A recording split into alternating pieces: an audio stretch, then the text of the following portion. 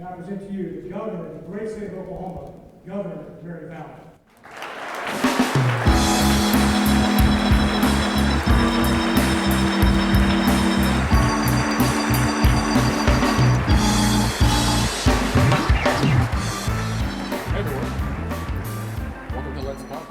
I'm Andy Moore. And I'm Scott Nelson. Thanks for joining this week. We are standing in the Hall of Governors. We just finished listening to the governor's address, the State of the State address, and we are standing here with two men on the street, regular, and women on the street, regular everyday people, Nikolai and Courtney, friends of the pod now. Friends of the pod. Nikolai, Officially friends of the pod now that you've been on. Yeah, no kidding. and you've come to several Let's Fix This events. I have. Courtney, is this your first one?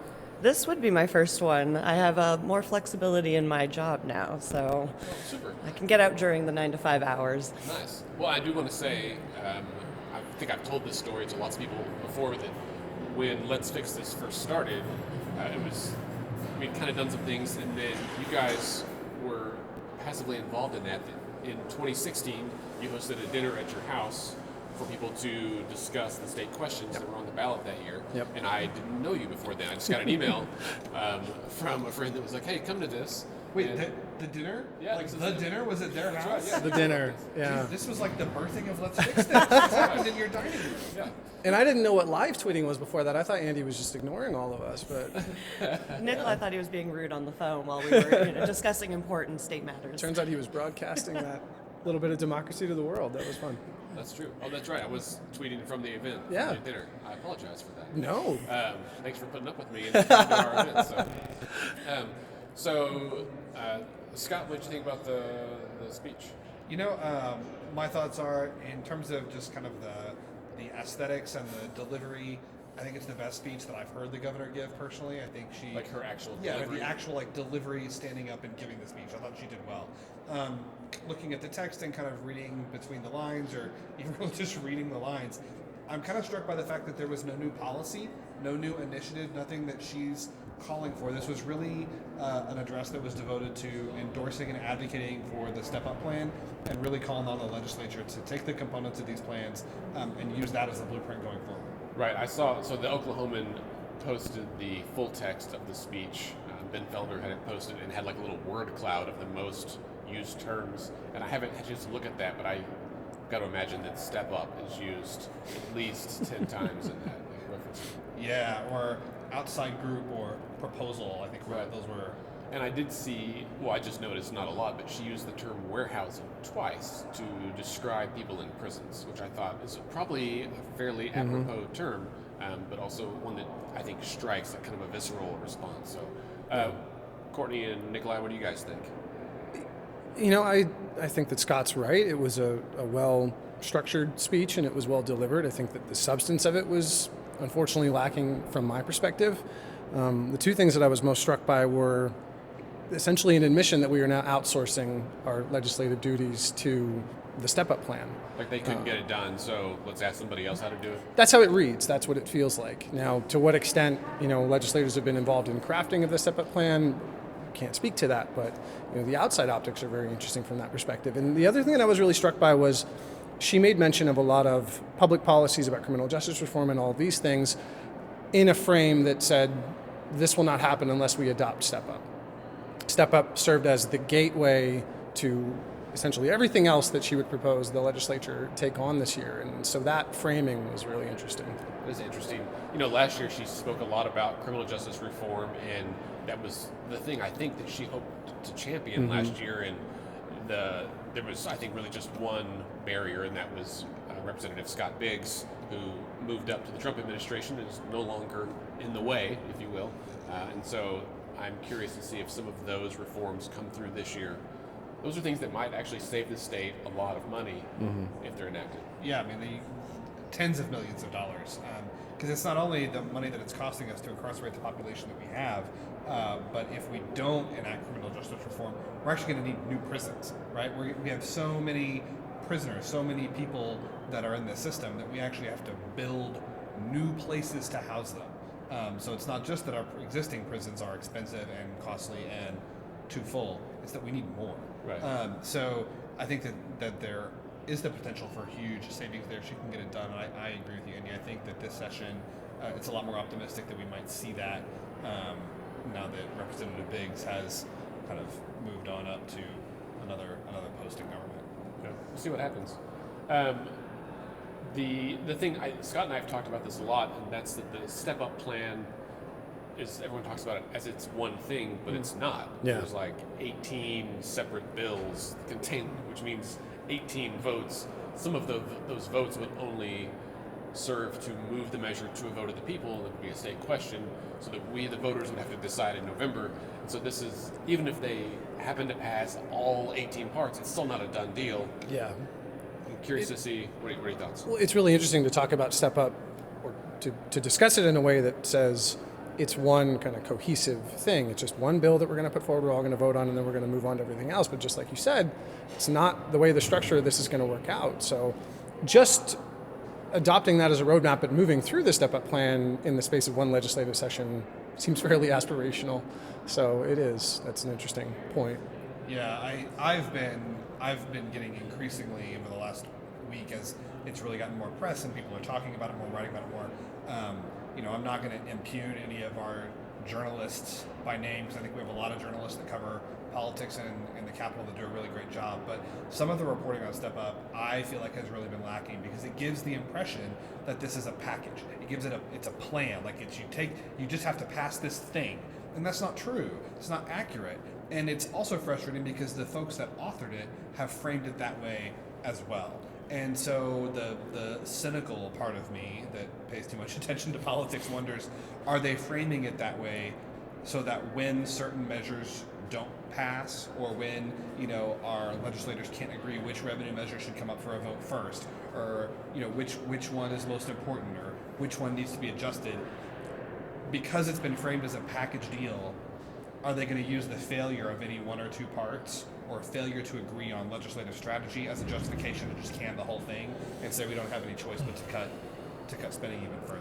You know what I mean? Like this is super like devious, and I'm probably spend too much time watching House of Cards, but like is there some part of the authors of the Step Up plan that don't actually want to see it pass? Like, is that why? I can't figure out why they're framing it as this package deal, but all of these are people who know that's not how it's going to move through legislatively. Well, I hear that as a challenge for Nikolai and I to do a larger scale dinner party now about the Step Up concept. So I'm all in on that to make it happen. I do think, Scott, that the reason they're framing it this way is how they presented it, and it's how most plans are presented. It's how the SOS, the Save Our State Right. Coalition's budget, was presented, is that this package only works if all of it is passed together. Sure. And so, it's not a menu of options, not a buffet. Right. You gotta just, although buffet's a great idea for a dinner party. Yeah. But it's not a buffet. You can't just choose things. You've got to pass it all, otherwise it starts to fall apart. And I think we've already started to see some people pull off, or certain pieces of that come off. They're like, Right. well, okay, that's not going to pass. Let's forget about that. And Right. so I'm curious, and I'll say now, what we'll announce probably tomorrow is that we're going to kind of share out there, send out email and social media, a list of kind of all of these proposals individually, and let people vote, like yes or no, do you think this will pass? And I may do it a pretty literal translation of just like pass as it's written today. Right. And yes, no, and then we'll tally it up, the winners. I think we mentioned this last week in the Yeah. podcast. Whoever gets the most gets a tote bag. Let's fix this tote And bag. come on the pod. Come on the pod. And an as yet undetermined, That's right. an as yet undetermined prize that will largely depend on whether they're under or over 21. Yeah, I'll send it out as like a Google, either a Survey Monkey or some kind of Google form, so that we can have a safe place to record people's responses. And you're probably right. It's probably not that devious. It just has been frustrating to me. I blew up Andy's phone on Friday because there was an article that came out, and I was just like, why are they writing about it like this? None of this is right. Well, since the speech was mostly kind of an endorsement of the Step Up plan, have you guys had a chance? Have you reviewed the components? Do you have any thoughts on the Step Up plan? I know you said you're not a fan of kind of the legislative outsourcing, which I totally agree with, by the way. But what are your thoughts about what has been proposed? I mean, not being a fan of the legislative outsourcing, I suppose, is somewhat aspirational. I would have to believe that our legislature functioned effectively to be mad about that. I'm not necessarily mad about it. I think it's interesting. I don't know enough about the plan to speak with a lot of certainty on it, but I will be very curious to see in what order the legislature starts to address its different components. I think that there's going to be a lot of strategizing between members of the House and Senate with respect to how they're going to break it down. So that'll be something really interesting to watch. Well, I think that's what we've heard. I mean, the Democrats have said, well, show me the bills before I'm going to say if I'm going to support this. And I think it'll come down to, okay, well, if you pass these revenue measures first, then We'll I'll show vote for you your this policy one, change. yeah. And then the Republicans say, no. Right. If you pass this, then we'll vote on that. And neither side has any trust in the other side. Right, and I No. think that's a big part of what you and I talked about last week was that the lack of institutional trust is a real barrier here because the Dems are going to say, yeah, we'll help you pass the cigarette tax, and we'll help you pass the motor vehicle tax, but we're going to do gross production and income tax reform first. Yeah. And I think the Republicans are going to say, well, that doesn't make any sense. The cigarette tax and the motor vehicle tax, that's the easiest one, so we should do that first, and then hash out gross production and income tax reform later. And I think the Dems are going to say, yeah, but what if we don't? Yeah, and it is. I mean, it's much different. We're standing here on the second floor, which is where a lot of the freshmen and the non-leadership rank and file and members of the House are, and it's very different getting their perspectives in their offices than it is up on the fourth floor, where all the leadership is. Even within the same party, there's a big divide on how they proceed. It's to be some really interesting questions for people to think about leading up to some of the Let's Fix This days at the Capitol. Right? I mean, these are questions, because they publicize the roadmap in this way, there's some tangible things that we can come in and talk to our legislators about now and say, all right, well, where are you out on X, Y, and Z? Yeah. So it's tough. I mean, I know I've gotten a lot of questions from people asking where Let's Fix This stands on the step up plan, and I've kind of said we're not, as an organization, not taking a stance. I have my own opinions. Scott has his. You guys have yours. The 5 living governors have theirs. Everyone has their own perspective, and I don't think we need another group telling people what they should or shouldn't believe. But we do want to present each item on its own merits and help voters understand them so they can make up their own mind. Well, the consolidation and the access to information is usually the biggest roadblock for being engaged. So I think Right. that's a great idea. Yeah, our government doesn't have high marks for transparency. No, that was a ladder for those at home listening. All right, great. Hey, Nikolai and Courtney, thank you so much for standing here and chatting with us. Thanks for coming to the speech, and enjoy the rest of your day. thank you guys very much. Thank you. Thanks, guys.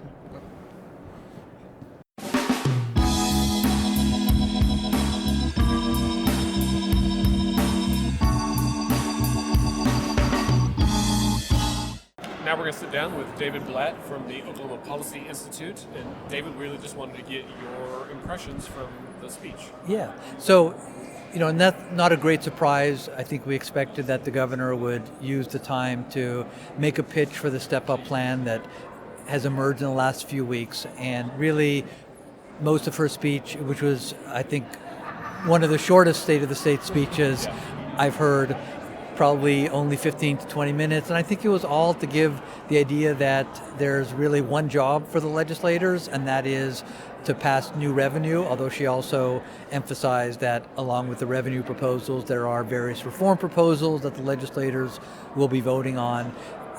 But I think her sense was, I've been here before, I've been saying the same thing for several years. It's just time to get it done. Right. Yeah, I mean, I've heard several people kind of say that it felt a little sleepy, and that it was clear that she was like, this is my last go at this, and here's what we're doing. You guys know it. Know the drill. Check your email. I've already sent it out. You've seen it on the news. Maybe the real question is, do you think any of this is a shot at passing?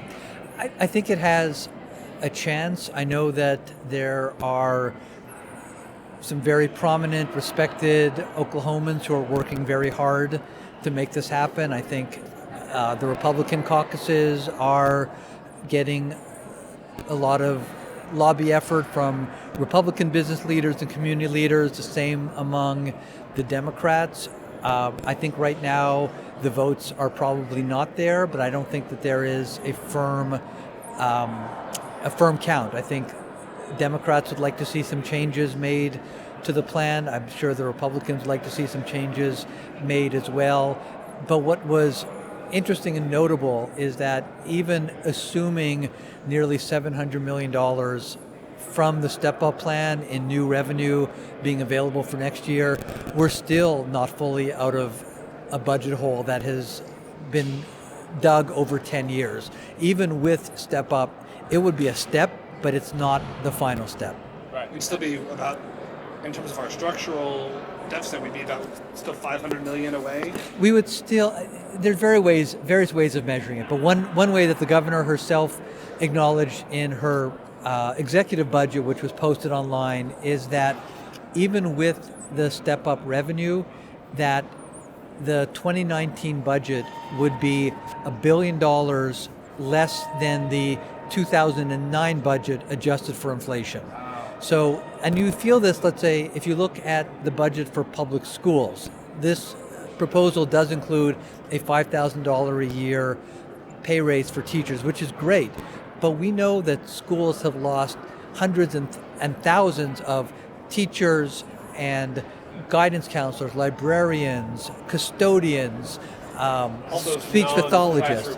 Yeah. Are really important. So what we see are class sizes that are over 40 and 50 students for drama and music and art classes, that we've lost foreign languages. A third of Oklahoma high schools are not offering a single foreign language class. So we have a massive shortage in teachers, support staff, paraprofessionals, and so on.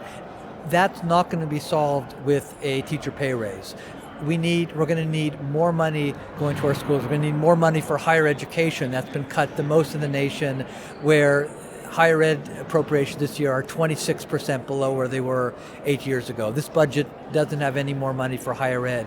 It has no more money for corrections, which are at 110% inmate capacity and 70% staffing. We can go through a whole bunch of areas where we're going to have to take many steps up if we're going to get anywhere near to the level of support for basic services that Oklahomans expect and count on. Right. I think we're at the point too where we're starting to feel, I think regular Oklahomans are starting to feel the shortage. Like there's a point, like you can cut some things and it may not hit home or resonate with everybody, but we are increasingly at that point where you can't escape it. I think that's the case. I think it's most visible in our schools because that's where we have 600,000 students. So that's most everybody has a child or grandchild or a relative who's in the school system. But we're also seeing it in our healthcare system, which has been cut repeatedly. We see it, of course, in infrastructure and roads and bridges, public safety. A line that a friend of mine shared was, we've starved the beast and then we complain that the beast is sluggish. Right.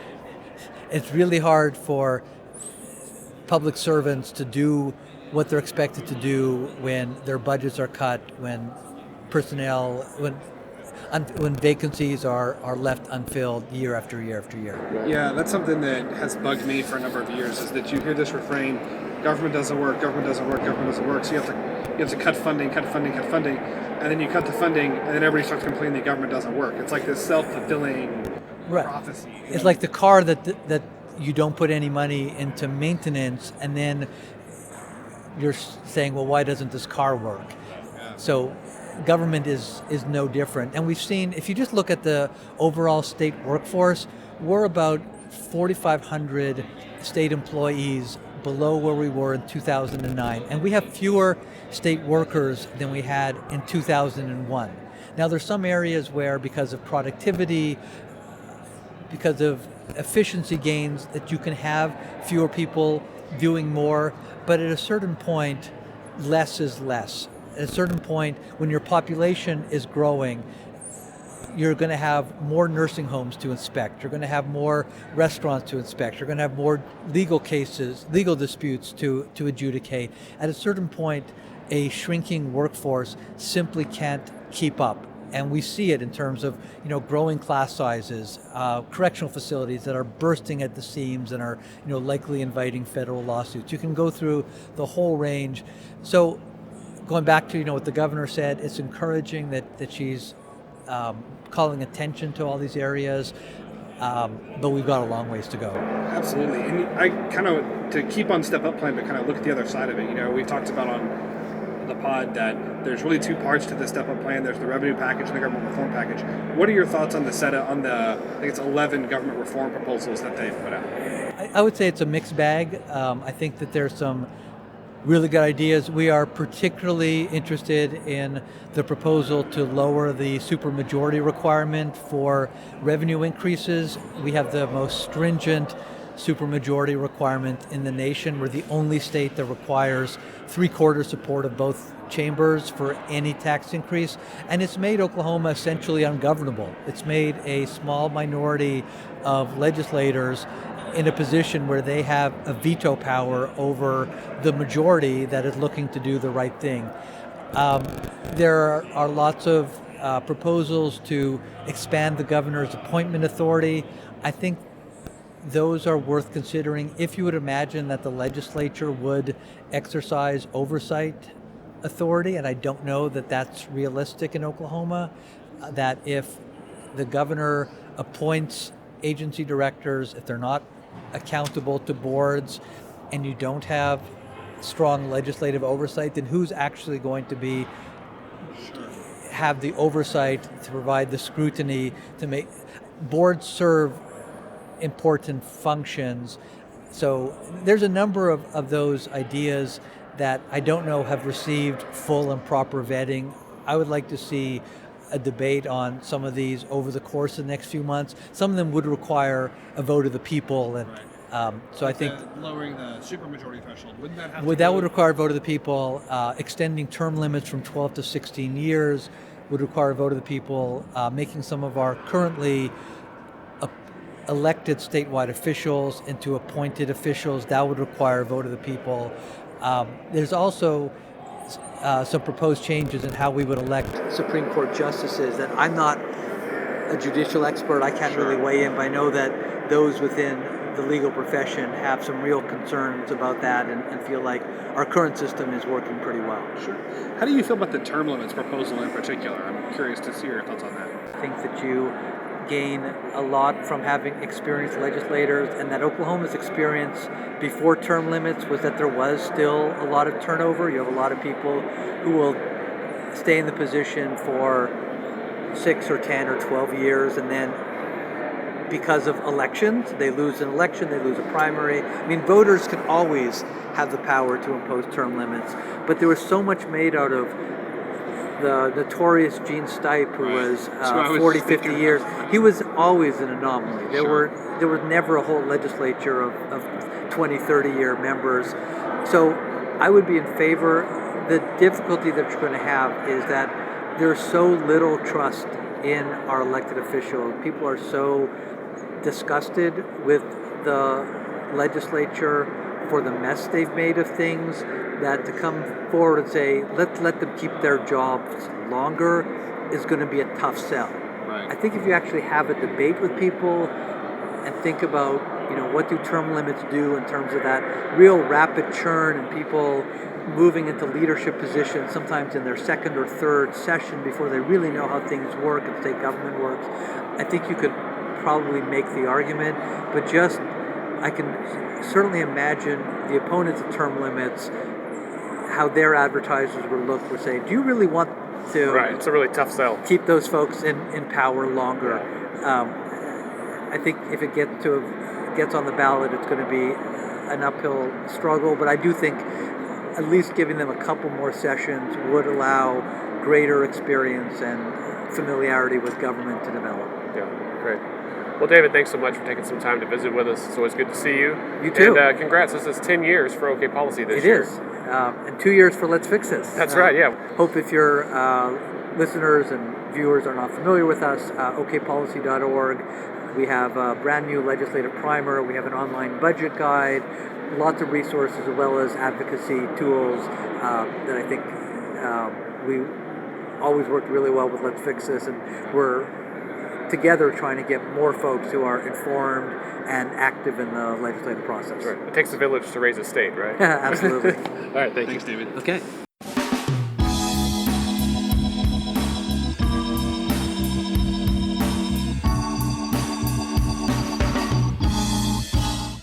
So we're standing here with Representative Marcus McIntyre from Duncan. Forgive me, I forget which district. It's District 50. District 50. 5-0. Yep. So what did you think about the governor's speech? To me, it wasn't very surprising. I figured that she was going to talk about the step-up plan the entire time, and she did. Yeah. So to me, it was a rah-rah speech. Get your act together. Right. Pass this thing. Let's move on to a sustainable future as a state. So. Yeah, I think we've all been struck by how brief it was, but it was to the point. It just was. Yeah. You know what it is. Let's vote for it. Come on. Right. That's exactly what it was. She let her position be known. Right. Do you think that resonated or landed well with the members of the House? Of course, not all of them. The step-up plan it has a lot of good things and things that aren't attractive. Sure. And it's just getting past the unattractive things, If you really want compromise, you're not going to be happy with all of it. Right. So there's some things in there that I know the Democrats don't like. There's things in there that the Republicans don't like. There's things in there I don't like, but a lot of things I do like. And it's just, are the individual legislators going to allow the things that they don't like to kind of supersede everything else and just say no? One of the things that struck me last session, even in the special sessions, and it seems like there's not a lot of institutional trust between the two parties, even between the two chambers. And that seems to me, kind of from the outside looking in, as something that's really been a struggle to work through to move forward. Do you think, one, that's accurate, and two, do you see that any of that may be changing as we kind of move forward into this session? Boy, I don't know. That's just the nature of the beast. Sure. It's always like the Senate and the House don't like each other, and then the two different parties don't. We're, as a freshman class, we're trying to cut through that and stop that type of stuff. But yeah, that's something that's there. I don't know if that those conflicts are going to make people vote no or yes. Okay. I think that everybody is probably looking at this at a district level or an ideological level, and I'm looking at it from a district level. Will this benefit my district and the people in my district? So I just think, people look at things differently. I'm an unapologetic populist, so I'm looking at it from the way my people look at it. I'm trying to, the best I can, trying to discern what they want. But some people are looking at it from a purely ideological level. So. What do the people of Duncan care about most this session? I think they just want it fixed. They don't want to have to worry about this. Right. And honestly, I don't want to either. I would rather move on to other things. I would like to get this thing done and move on, and let's start trying to make the state work better. But we need to have the revenue to fund our agencies and infrastructure and all that. So. Right. I've joked about that before, that if we pass all this revenue, let's say we pass the whole step-up plan, that doesn't mean that the state is fixed. We've got a lot to do, and we just heard from David Blatt a few minutes ago that even if the whole step-up plan was passed, it would still not fill the actual need to run some of these services the way that people think they should be run. Yeah, look, we can throw as much money as we want to at the problem, and money helps. Don't get me wrong, money helps fix the problem, because it allows us to divert our attention to reforming it and making it work better.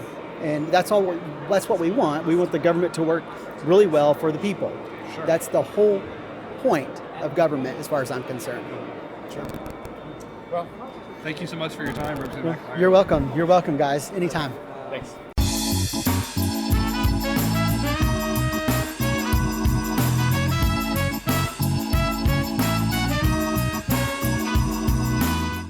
All right, so Scott and I left the Capitol to come to Scotty's Deli for a sandwich, some soup, because it's really cold, and we were to process all we heard. Man, I didn't even think about soup. What's their soup today? They have a tomato bisque and a gumbo and then a matzo ball soup. Oh, I might have to reconsider. I'll think about it. Scotty's Deli is right down the street from the Capitol. It's really good, really great deli. Depending on when you walk in here and what's happening in 23rd and Lincoln, you might even run into a legislator or two. They do come here on occasion. Yeah. So I hear. Not today. No, it's empty in here today. Not right now. 3 o'clock on a Monday. Yeah. Well, Scott, after talking to a few people and after thinking about the speech for a little bit, any more thoughts? No, I mean, I really, we made some predictions last week, and I will stand by what I predicted. I am surprised. I thought there would be a little bit more in terms of new policy. I thought that she would come out in favor of Step Up, but I did think that she would be a little bit more specific. She didn't really tackle any of the specific government reform proposals. She didn't really tackle any of the specific revenue proposals. She really just said, "Hey, there's a plan out there. It looks pretty good. Right. In my opinion, you guys should pass it." Right. And I like the way that she presented it, where she was like, I think legislators should go home and think about the teacher in their district or the prison in their district or whatever. I tweeted out that quote, actually. I think that was probably the strong point of the speech. I think that was a good point, but I really feel like, for one, the speech was so short, and that she did that kind of at the end, because she said, I'm going to leave you with this, and that was part of her long closing, which was probably half the speech. And so I think in doing that, it I don't know, kind of lessened the impact. Like, those could have been really impassioned pieces. And to be fair, the governor's not the most gifted orator. Right. And I think, she would, if she was sitting here with us, I think she would acknowledge that kind of speechifying and rallying is not what's gotten her elected over her many years of public service. Right. She's never lost an election. No, which is impressive. And we had hoped to speak to a couple of other legislators while we were there today. Representative Leslie Osborne just messaged me that she just got back after a meeting, and so we'll have to catch up with her later, either by phone or in person, and try to get her thoughts on the speech as well. Yeah, I think overall I'm left wanting a bit. Well, I'm always guilty of really wanting someone to wow me and have a call to action, and and those kinds of speakers are few and far between. It's not your fault, man. You're like me. You want life to be like the West Wing. It's and true. It just can't be. Right. At least not all the time. Right. Or, whether it's FDR or Martin Luther King Jr. or something, I think people have lost sight of how impactful words can be. And so, it's just the way it goes. I think it is interesting that, we were able to get some conversations that we had today on tape. We had some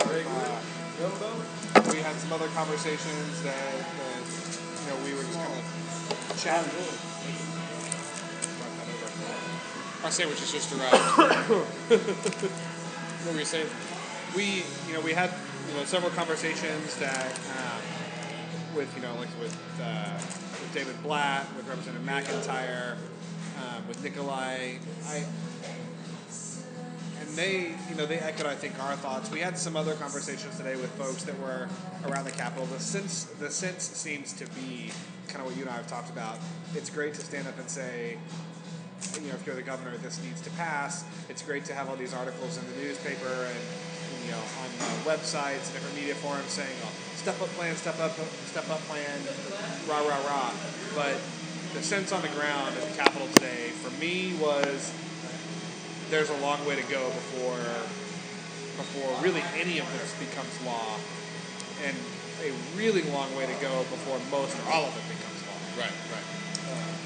Well, I vote that I so move that we dig into our sandwiches here. If there's anything big that happens this week, we can do an emergency pod, but I think this will serve as our episode for the week. We'll be back next week. Thanks for joining in, and next week we'll have all the details of the first 2 weeks of legislative session for you. That brings us to the end of this episode. Remember, you can connect with us on Twitter and Instagram at Let's Fix This OK. Scott is at SC Melson, and Andy is at AndyOKC. You can also like our Facebook page at facebook.com/Let's Fix This OK.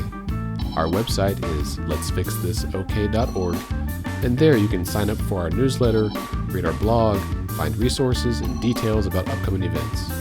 Our podcast is edited and produced by Scott and me, and Let's Fix This is a member of the Mostly Harmless Media Network. Our theme music is generously provided by the Sugar Free All-Stars. Let's Fix This is a nonpartisan, nonprofit organization who strives to educate and equip all Oklahomans to engage with their government. We encourage you to get involved in any way that you can, and remember, decisions are made by those who show up.